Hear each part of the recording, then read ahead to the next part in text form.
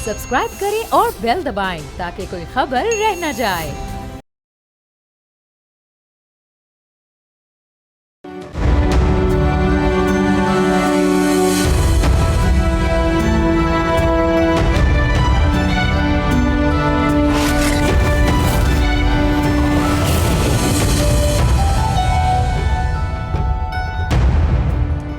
गुज़िश्ता रोज अमरीकी सदर Donald Trump ने एक ऐसा स्टेटमेंट दिया जिसने आलमी सतह पर सबको हैरान कर दिया। उन्होंने दावा किया कि अमरीका और ईरान के दरमियान 15 नुकात पर इत्तफाक हो चुका है और इसी पेशरफ के बाइस उन्होंने ईरान के पावर प्लांट्स पर मुमकिना हमलों को 5 दिन के लिए मौखर कर दिया है। यह ऐलान एक निहायत हसास वक्त पर सामने आया जब ईरान को स्ट्रेट ऑफ हॉर्मुज़ खोलने के लिए दिया गया 48 घंटों का अल्टीमेटम अपने इख्तिताम के करीब था। तहम अब सदर ट्रंप का कहना है कि इस बार ईरान संजीदगी का मुजाहरा कर रहा है और अमन की जानिब बढ़ना चाहता है, लेकिन यहाँ तस्वीर का दूसरा रुख भी है। तेहरान ने इन तमाम दावों को यकसर मुस्तरद करते हुए वाज़ेह किया है कि अमरीका के साथ किसी भी किस्म की बातचीत नहीं हो रही। ईरान के पार्लिमानी स्पीकर ने इन खबरों को एक फेक न्यूज़ करार दिया और कहा कि ये बयानात दरअसल फाइनेंशियल और ऑयल मार्केट्स पर इम्पैक्ट देने के लिए दिए जा रहे हैं। मगर उधर दूसरी तरफ अमरीकी मीडिया एक मुख्तलिफ कहानी बयान कर रहा है। मीडिया रिपोर्ट्स के मुताबिक 3 दिन की मोहलत और ईरान में एक पुरस्रार शख्सियत से राब्ते के बाद सदर ट्रंप के मौक़िफ़ में यकसर तब्दीली आई है। यहाँ तक कि अब ये तजवीज़ भी ज़ेर गौर है कि पाकिस्तान रवां हफ्ते अमरीका और ईरान के दरमियान मुमकिना मुज़ाकरात की मेज़बानी कर सकता है, जिसमें अमरीकी नायब सदर JD वैंस की शिरकत का भी इम्कान ज़ाहिर किया जा रहा है। आज वाइट हाउस ने यह तस्दीक भी कर दी है कि ईरान जंग पर सदर ट्रंप और फील्ड मार्शल के दरमियान टेलीफोनिक गुफ्तगू हुई है। अब सवाल ये पैदा होता है कि क्या वाकई अमरीका मुज़ाकरात में सीरियस है, और अगर ऐसा है तो इस हवाले से पाकिस्तान का मुमकिना किरदार क्या हो सकता है, क्योंकि एक तरफ मुज़ाकरात की बात हो रही है तो दूसरी जानिब अमरीकी सेंटकॉम के मुताबिक अमरीकी अफवाज ईरान में अहदाफ को मुसलसल निशाना बना रहे हैं। जवाबन ईरान की जानिब से भी खलीजी ममालिक पर मिसाइल और ड्रोन हमले जारी हैं, जबकि इसराइल में भी सूरत हाल नहायत कशीदा है। जहां ईरानी हमलों के नतीजे में बड़े पैमाने पर नुकसानात का अंदेशा है, ऐसे में एक और सवाल भी जन्म ले रहा है कि अगर ये मुजव्वज़ा मुज़ाकरात होते हैं तो इसका मुमकिना एंड गेम क्या होगा, और क्या इसराइल इसका हिस्सा बनने पर तैयार होगा या इसे कबूल करेगा, ये देखना बहुत आम है।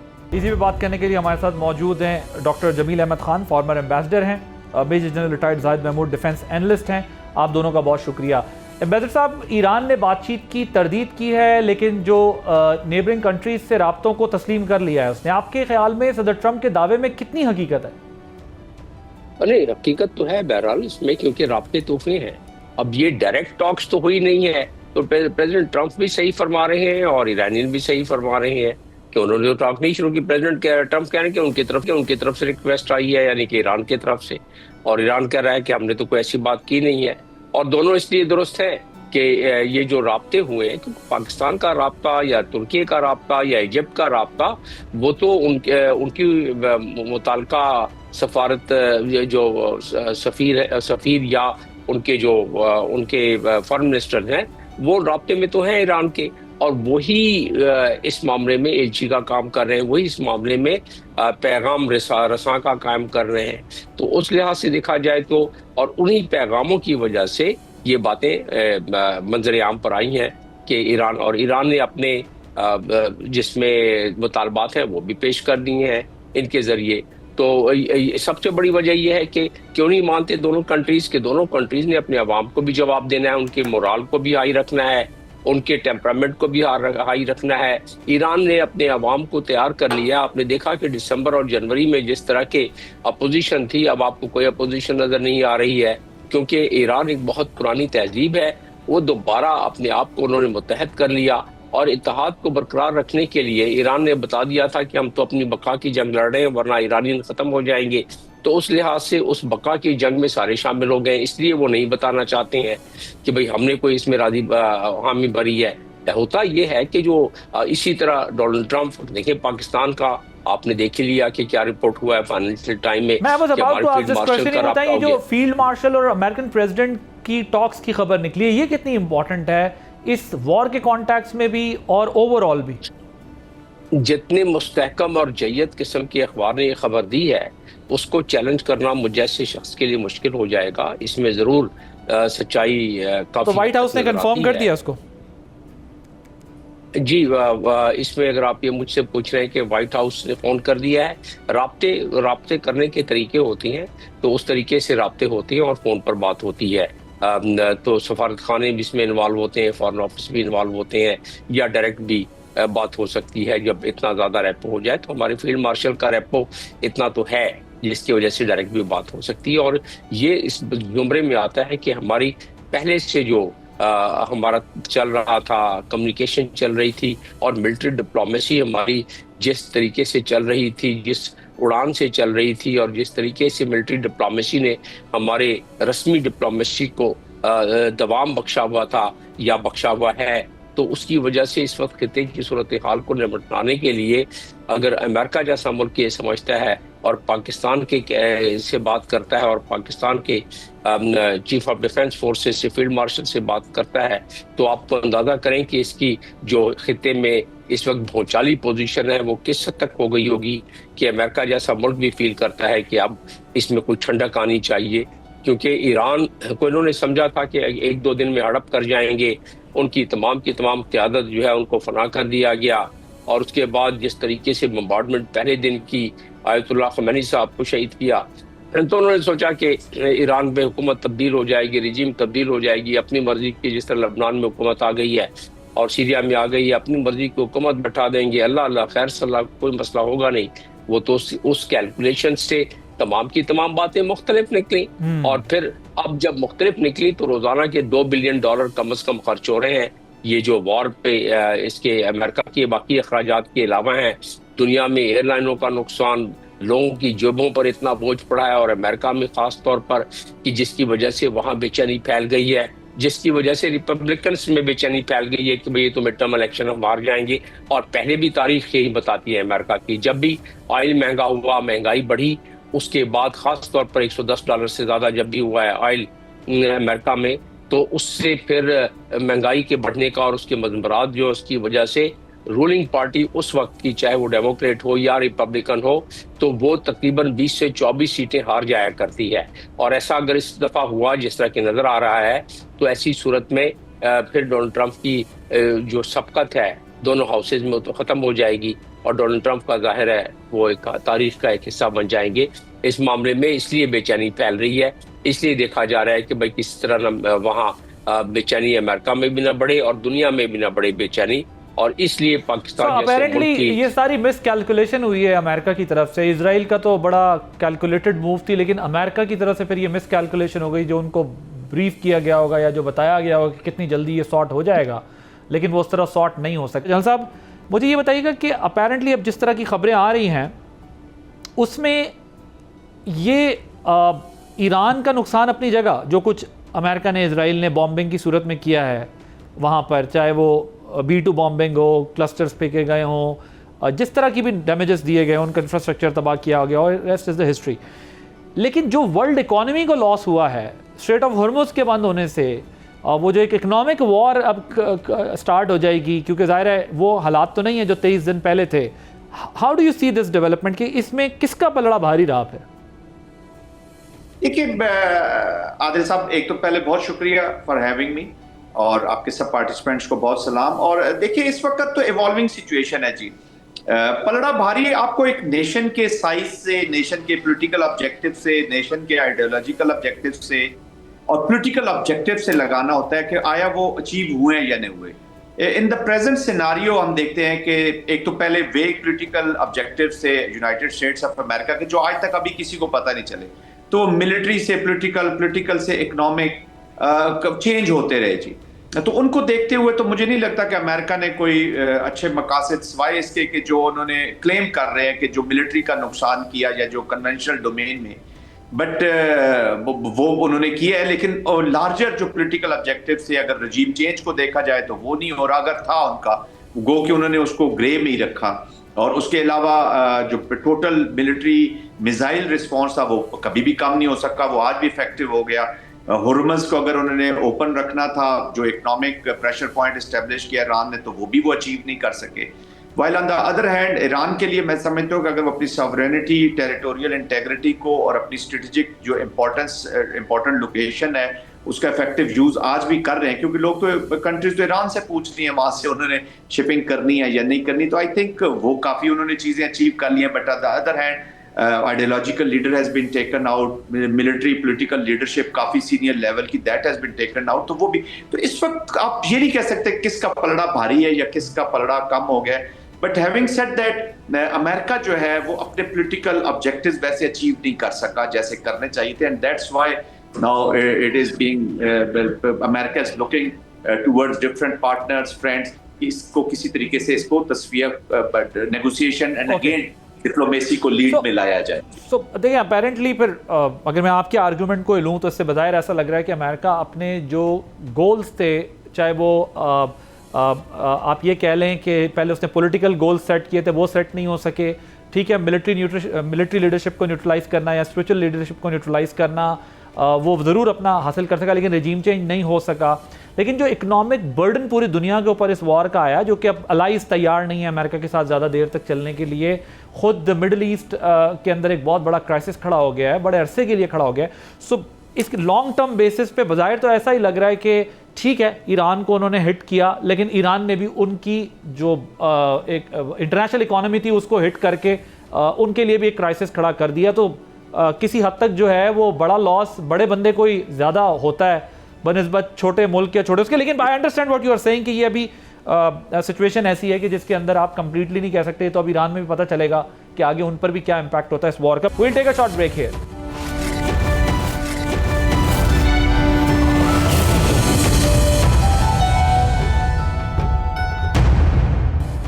Welcome back. एम्बेसडर साहब, आप जरा ईरान पर आते हैं। ईरान मुज़ाकरात के दौरान ईरान पर 2 दफ़ा के दौरान ये अटैक्स हो चुके हैं।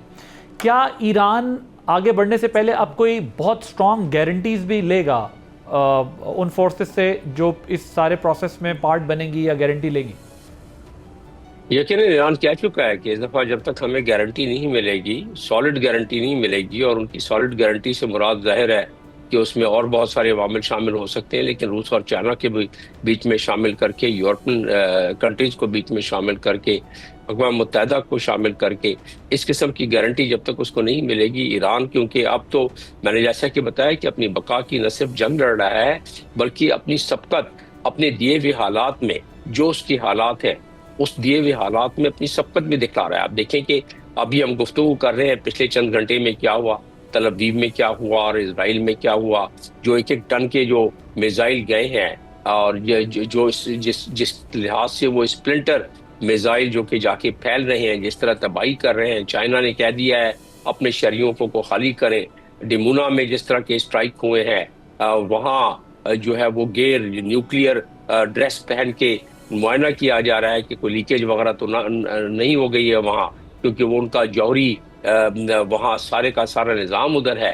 तो इन ऐसी सूरत जो पेचीदा और कठिन हो गई है, इजराइल तो कभी नहीं सोच कर सकता था कि मल्टी लेयर्ड किस्म की एयर डिफेंस सिस्टम उनका वो उसको चीरता हुआ मिसाइल पहुंच जाएगा वहां। और उसकी वजह है कि चाइना का सैटेलाइट अगर इस्तेमाल हो, चाइना के 2 किस्म की सैटेलाइट इस्तेमाल हो रही है। एक तो कोई 700 किलोमीटर आसमान पर एक सैटेलाइट है जो कि ओवरऑल कोऑर्डिनेट्स देता है, और फिर उसके अलावा कुछ 600-700 किलोमीटर पे यानी नज़दीक जो है ऑर्बिट के, वो उसके साथ कोऑर्डिनेट करके, तो क्योंकि जीपीएस का निज़ाम तो ईरान ने ख़त्म कर दिया था पिछले बरस, और वो आ गया था सैटेलाइट निज़ाम पर। इसीलिए आप देख रहे हैं कि जब मिसाइल वहाँ जाता है और वहाँ जाके 80 मुख्तलिफ हिस्सों में बम के तौर पर फैल जाता है, और साथ में वहाँ से हिजबुल्लाह रॉकेट दागते हैं, तो वो उनका निज़ाम जो है वो काम करना, उसने जिस ताकत के साथ और जिस मुस्तैदी के साथ उस निज़ाम ने काम करना था,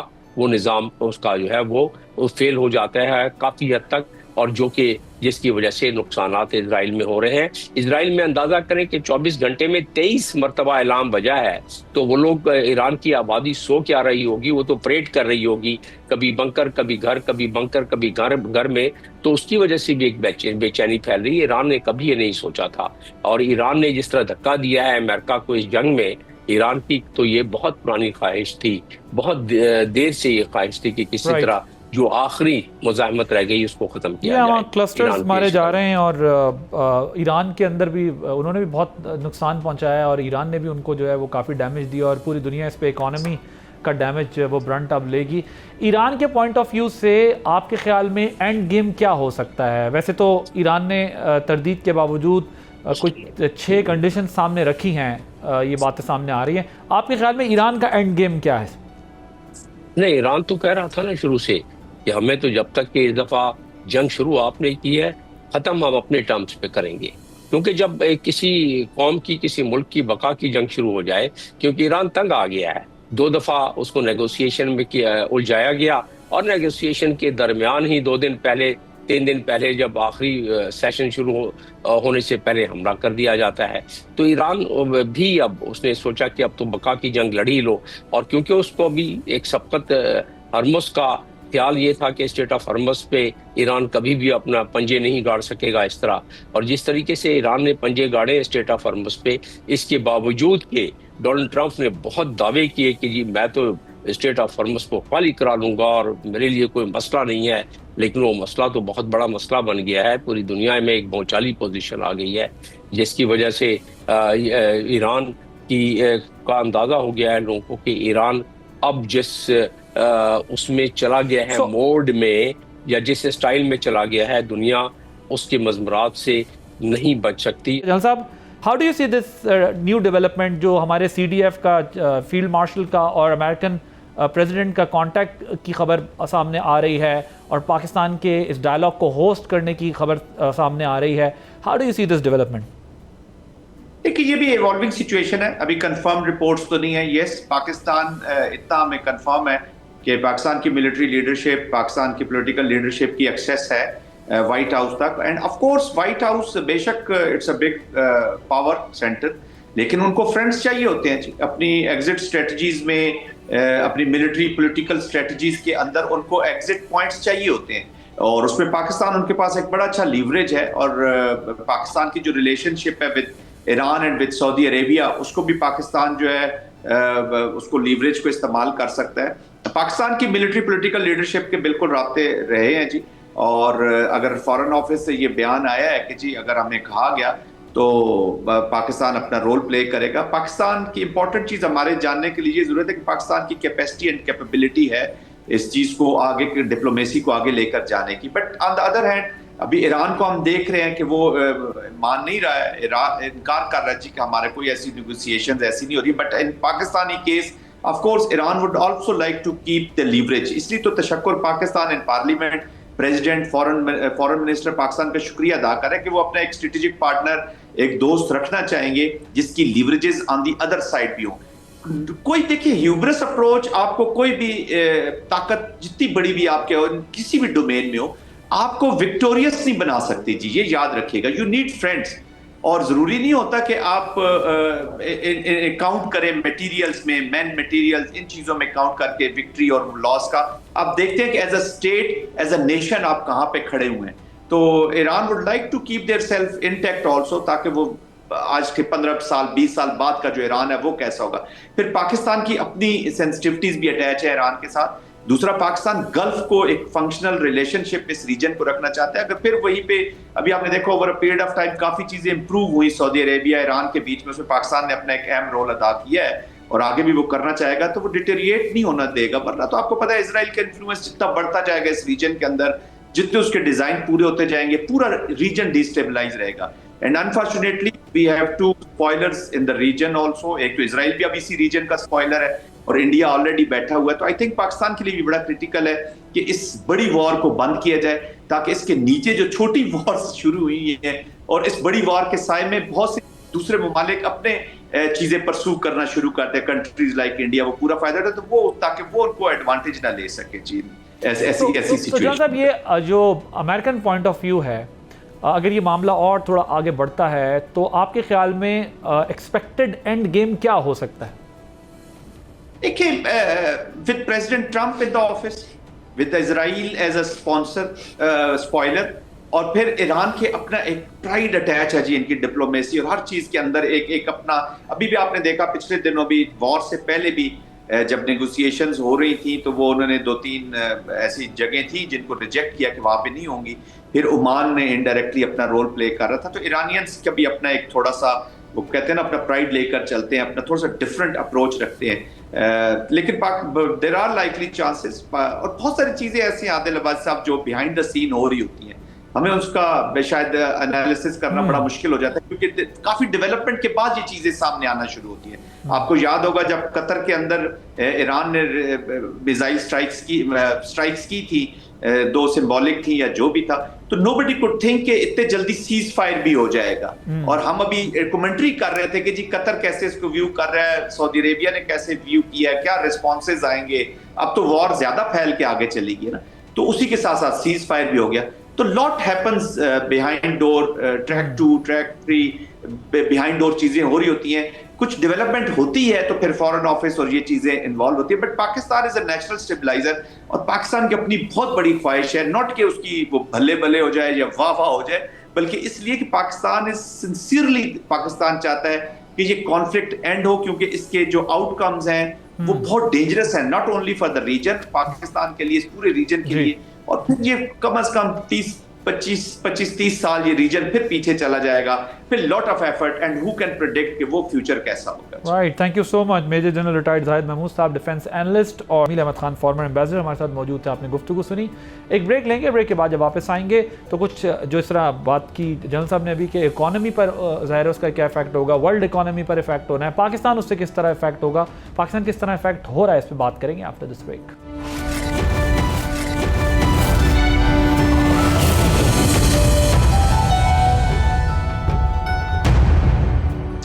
welcome back. International Energy Agency ने खबरदार किया है कि मशरिक़ वुस्ता जंग की वजह से दुनिया को 1970 की दिहाई में आने वाले 2 बड़े एनर्जी बहरानों के मजमूई असर से ज़्यादा बड़े क्राइसिस का सामना है। आलमी एजेंसी के मुताबिक मशरिक़ वुस्ता में एनर्जी से जुड़ी 40 तनसीबात को जंग के दौरान शदीद नुकसान पहुँच चुका है, जबकि तेल की आलमी सप्लाई लाइन में डेली बेसिस पर 11 मिलियन बैरल ऑयल की शॉर्टेज है, जो पूरा करने के लिए आलमी एजेंसी के रुकन ममालिक ने अपने स्ट्रेटेजिक रिजर्व से 400 मिलियन बैरल तेल मार्केट में सप्लाई करने का वादा किया है। लेकिन यह भी कोई पायदार हल दिखाई नहीं देता, क्योंकि तेल की आलमी कीमत $100 से तजावुज़ कर गई है।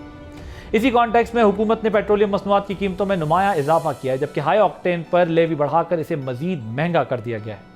बज़ाहिर ये इकदाम लग्जरी गाड़ियों को हदफ बनाने के लिए किया है, लेकिन हकीकत यह है कि पेट्रोल, डीजल और मिट्टी के तेल की बढ़ती कीमतों का बोझ हर तबका बर्दाश्त कर रहा है। हुकूमत का मौक़िफ़ है कि उसने बोझ कम करने के लिए खुद भी किफ़ायतशारी मुहिम अपनाई है, सरकारी अखराजात में कमी की है और आवाम को वर्क फ्राम होम जैसे ऑप्शन दिए गए हैं। ताहम ज़मीनी हकीकत यह है कि महंगा ईंधन जल्द या बदेर महंगाई की एक नई लहर को जन्म देने वाला है, जिसके असरात खुराक, ट्रांसपोर्ट और ख़ास तौर पर गर्मियों के दौरान बिजली के बिलों में वाज़े नजर आएंगे। ऐसे में एक और अहम पहलू IMF के साथ जारी मुज़ाकरात हैं, जहां अब ये महज नरमी की दरख्वास्त नहीं बल्कि एक ज़रूरत बन चुकी है कि पाकिस्तान को मौजूदा हालात के कॉन्टेक्स्ट में रिलीफ दिया जाए, क्योंकि ये बहरान पाकिस्तान का पैदा करदा नहीं है।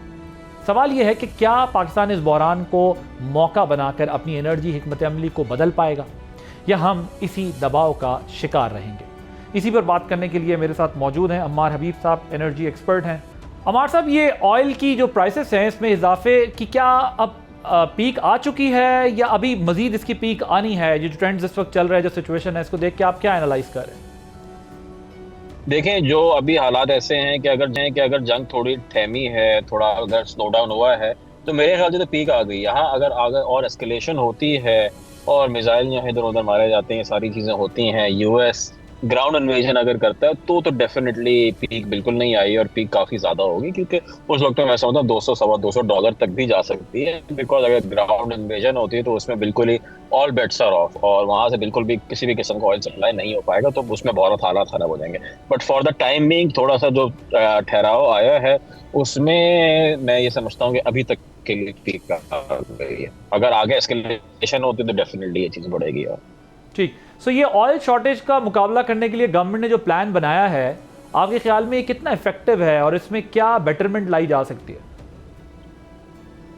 ये प्लान जो है देखिए ज़्यादा इफेक्टिव नहीं है, क्योंकि अभी भी हम लोग जो है पूरा उसकी प्राइस पास ऑन नहीं कर रहे हैं और ऐसा कोई कंजम्पशन में रिडक्शन नहीं आई, और बहुत कुछ ज़्यादा करने की ज़रूरत है अगर हमें इसको इफेक्टिव बनाना है, क्योंकि अगर कीमतें बढ़ती रहीं इसी तरह और जंगे हालात और ख़राब होते रहे तो मुश्किल हो जाएगा इन सारी चीज़ों को मैनेज करना। अभी एज ऑफ दिस पॉइंट इतना कोई इफेक्टिव नहीं है।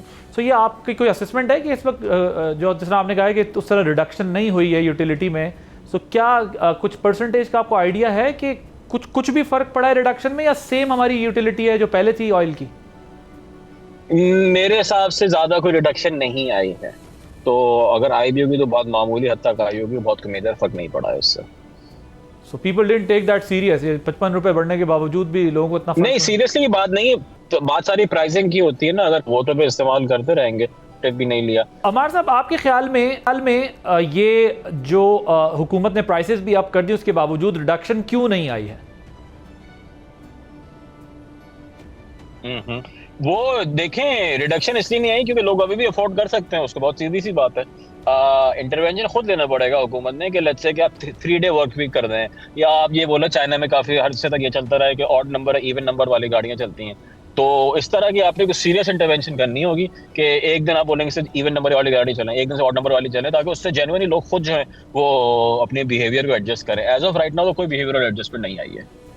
कोई फर्क नहीं पड़ा, कोई रिडक्शन नहीं हुई, जो इम्पैक्ट आना चाहिए था वो नहीं आया। अगर सिचुएशन यही रहती है तो पाकिस्तान की इकॉनमी जो है इस ब्रंट को कितना अरसा मजीद बर्दाश्त करने के लिए के काबिल है, आपको क्या लगता है? देखिए, अगर ये इसी तरह के हालात रहते हैं और जंग और एस्केलेट हो जाती है तो 4-6 महीने से ज़्यादा करना जो है मुश्किल हो जाएगा, क्योंकि हमारे इंपोर्ट बिल जो है बहुत ज़्यादा बढ़ जाएगा और उसके लिए हमें कुछ सीरियस किस्म के इंटरवेंशन लेनी पड़ेंगी। ऐसे नहीं चल सकता। सो फॉरेन एक्सचेंज की जो शॉर्टेज है वो किस हद तक जो है वो हम फेस कर सकते हैं?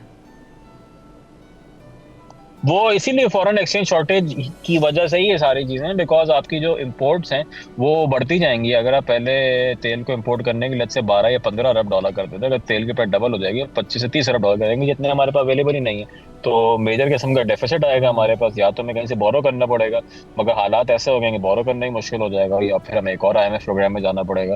तो ये इस तरह नहीं चल सकता, इसीलिए बहुत ज़रूरी है कि इसको किसी भी तरह कंट्रोल में लाया जाए। राइट। सो ये जो इस वक्त करंट सिचुएशन है उसमें आपकी बिजली की और गैस की जो प्राइसेस हैं उसमें किस हद तक एडजस्टमेंट्स हो सकती हैं? बिजली और गैस हमारा फिर भी इंसुलेटेड है, क्योंकि ज़्यादातर जो हमारी अब जनरेशन है वो इसेंशियली इंटरनल है और हम इतना RLNG पे या गैस पे डिपेंडेंट नहीं है जितना हम पहले थे, तो वो फिर भी जो है एक आइसोलेटेड है। प्रॉब्लम जो हमारा है वो ज़्यादातर पेट्रोल और डीजल का है। सो अभी इनिशियली जो 3-4% महंगाई की एस्टिमेशन लगाई गई थी, क्या अब भी वही है या फिर इन्फ्लेशन मजीद बढ़ सकती है?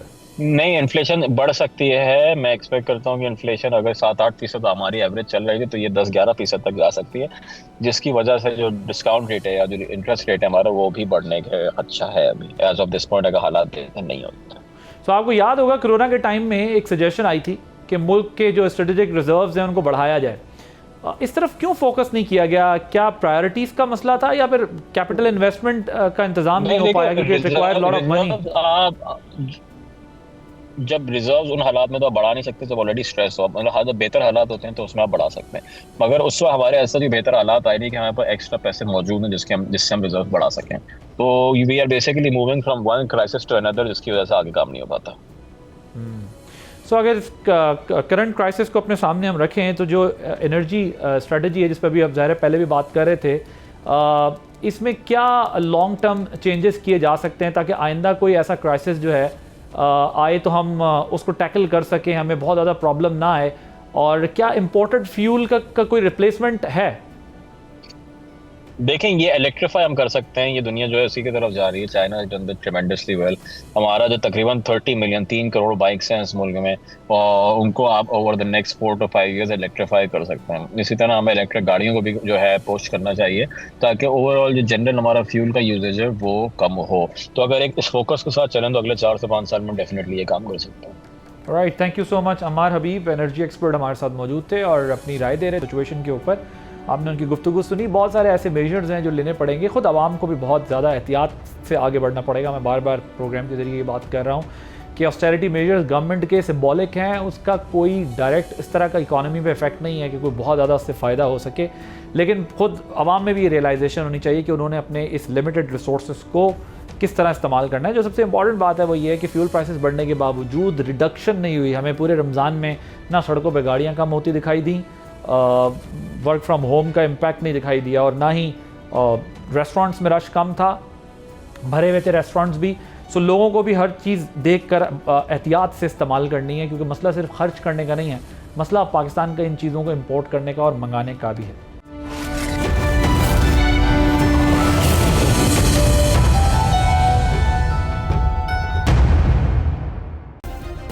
सब्सक्राइब करें और बेल दबाएं ताकि कोई खबर रह न जाए।